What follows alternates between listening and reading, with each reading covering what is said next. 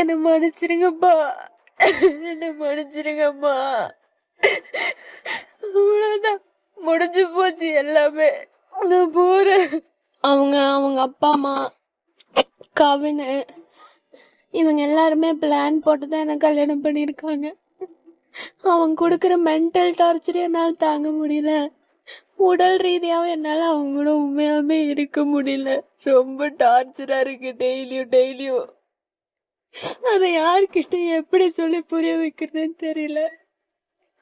கேக்குற எல்லாருமே சகிச்சு போ, வாழ்க்கை இப்படிதான் இருக்கும், இன்னும் பார்க்க வேண்டியது நிறைய இருக்குன்னு தான் சொல்றாங்களே தவிர நான் எவ்வளவு பாதிக்கப்பட்டிருக்கேன்னு யாருமே புரிஞ்சுக்க மாட்டேங்கிறாங்க.